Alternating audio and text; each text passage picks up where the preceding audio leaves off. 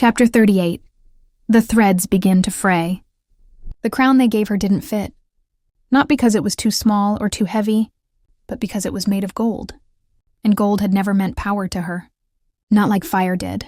Decima stood at the edge of Phoenix Hollow, the wind catching the hem of her cloak, the shard beneath her ribs glowing faintly. The crowd had cheered that morning, called her queen, called her savior, but now the woods were silent. And the fire in her chest felt wrong. It didn't burn steady like it used to. It pulsed, in fits and bursts, as if something inside her was arguing with itself. A second rhythm, a second flame. She closed her eyes.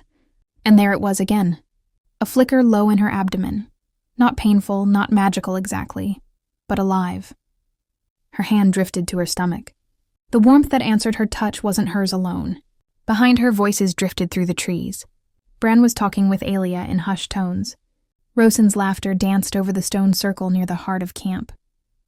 Cassian was sharpening a blade, but not for training. Daniel sat not far from the fire, running a hand through his dark hair, glancing toward Decima now and then, concern etched deep on his face, for something he wouldn't yet name. Decima turned away from all of it. She needed space. The hollow had been quiet since the battle, too quiet. No flickering lights through the roots, no dragon calls in the mist, just a hum, like something under the surface was holding its breath, or waiting. She walked deeper into the trees, toward the spot where the roots still showed signs of scorch marks. Her feet slowed. The shard beneath her skin flared once, not hot but sharp. She stumbled. Her vision spun, and then a whisper. Soft, old, little flame, you are not alone anymore. Her breath caught in her throat. That voice, her grandmother. She spun toward the sound, but the forest was empty. No footprints, no wind, just the scent of ash, pine, and something sweeter, like old flowers laid on a grave. Bronwyn. The name hadn't passed her lips in weeks, not since the spiral of the shard carved itself into her ribs, but now it rose up, unspoken, and pressed against her chest like a memory too big to hold. The whisper came again, not words this time, just feeling. Warmth, reassurance, warning. She fell to her knees, breath shaking, her hands buried into the earth as if it could answer her, and maybe it did. The soil pulsed, once like a slow heartbeat. A rustle behind her made her flinch. Cassian! He stepped into the clearing, his blade sheathed, arms crossed. Daniel appeared just behind him, having followed when he saw her slip away, his fire mark faintly visible at his collar, anxiety tightening his features. "I've been calling your name," Cassian said. "You didn't answer. I didn't hear. You didn't want to." Daniel hesitated a step back, silent but close, watching Decima carefully. Decima didn't look up. I needed to breathe. Cassian was quiet for a moment. Then, "The shard is changing." She nodded. "I know. It's not reacting to magic anymore. Not just that. It's reacting to emotion, instinct, heat." She finally met his gaze. "Or life." Daniel crouched beside her, quietly placing a steadying hand on her shoulder. "You felt it," Cassian said softly. "Didn't you?" She didn't answer. Didn't need to. The silence between them was thick with truth. Suddenly a scream cut through the woods. Then two. Rosen. Bran. Decima shot to her feet, fire already curling around her fingers. Cassian drew his blade, but it was too late.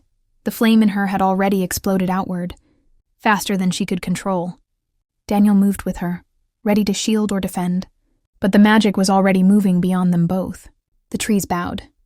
The roots cracked, and the ground lit with a spiral of fire beneath her boots. She ran. The fire didn't wait for her to think. It moved ahead of her, tearing through the woods in flickers of orange and gold, carving a path that shimmered with runelight. Her veins burned, her heart pounded, but not with fear. With urgency, she reached the edge of the hollow where the clearing opened wide, and froze. Bran stood shielded behind a tree, his staff glowing. Rosen knelt on the ground, hands over her ears, tears streaming down her cheeks. The air pulsed with sound, a tone, too high, too sharp, too wrong. In the center of the clearing stood a figure in black, hooded, cloaked, face hidden. No feet beneath the robes, just roots dragging through ash. Cassian caught up behind her, blade raised. Daniel arrived at her side, breathless, grabbing her arm instinctively as the figure turned. "That's not a warden," Cassian breathed.